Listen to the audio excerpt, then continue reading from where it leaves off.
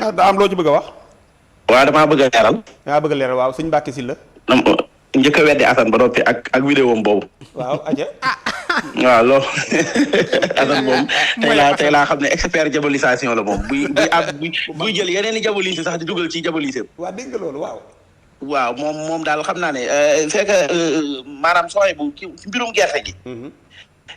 moom ku tàccuwut gouvernement bi ak ñaari loxo waroo leen cee critiquer.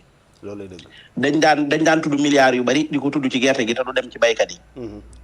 ay baykat yi dimanche jël ko ak ñu nekk ci taax yi ak ñu séddoo ko dugal ko seen i poos loolu Moustapha Cissé Lo wax na ko fi ba tàyyi.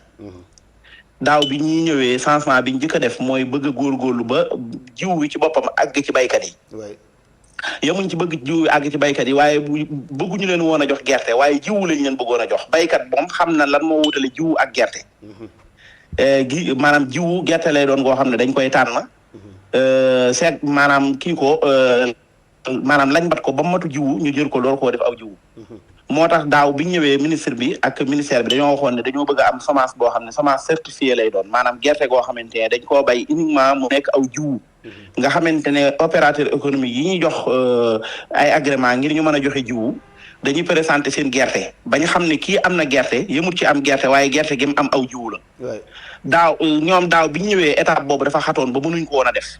ren ñu nekk ci processus yooyu ak di jéem a xool nan la ñuy def ba def loolu yaakaar naa kuy jéem a góorgóorlu ci loolu waxuma la nga joxe gerte goo xam ne matuti jiwu waaye doo joxe loo xam ne am pëpp la wala suuf soosu. waaw vraiment loolu jaaduwut yi. lii am na itam koo gis amut.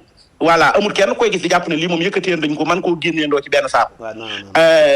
bu njëkkoon dañ la naan xam nga soxay bu nan la daan demee dañuy wax soxay bu ne ko soxay bu am nga 15 tonnes yoo xamante ne état bi moo la ko jox ci jiwu. waaye saa njóogu moo la ko war a jox saa njóogu woo la ngeen waxtaan yéen ñaar mu yónnee la ko ci Orange Money wala mu yónnee la ko ci Wave. mën naa am kiñ jox ne moo la war a jox gerte kooku amul gerte yow mi ngi béyi woo amoo ay tool. lu mel noonu nag jiwu ñu dugal ci application.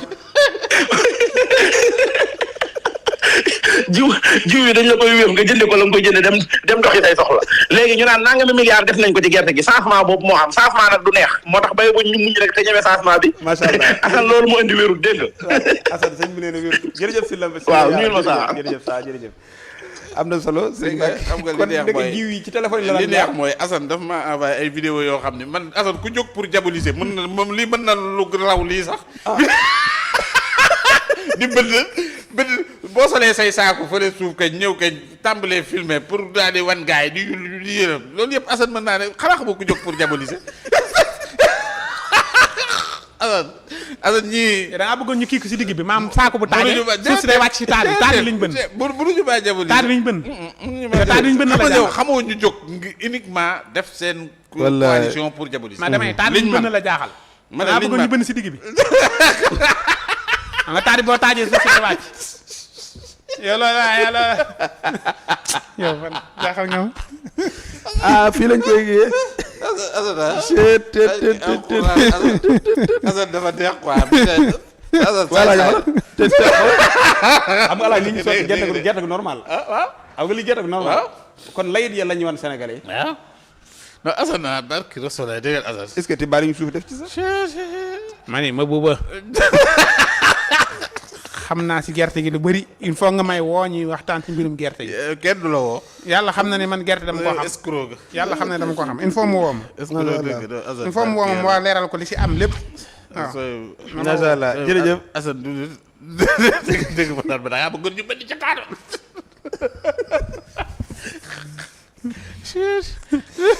am ndox kay xanaa boo ko taajee sax dana di. am ndox. dégg nga loolu génn na ci lépp. ba ngay nappaaje nag. jërëjëf Serigne Mbacke Sylla walaay noonu la kon léegi affaire yi ci téléphone la daan jaar. léegi nag bi ñu ko jëlee di ko jox gars yi directement kon daal li Mbacke Sylla wax jar na bàyyi xel alaaji ngi fii nekkee ci téléphone la daan jaar. waaw comme léegi mi ngi ñu ngi koy wàccee daal. waaw loolu dal na xam. aywa jërëjëf kon mi ngi noonu ñu daal di nag jàll ci li nga xam ne nag moom mooy feebar bi ñuy wax.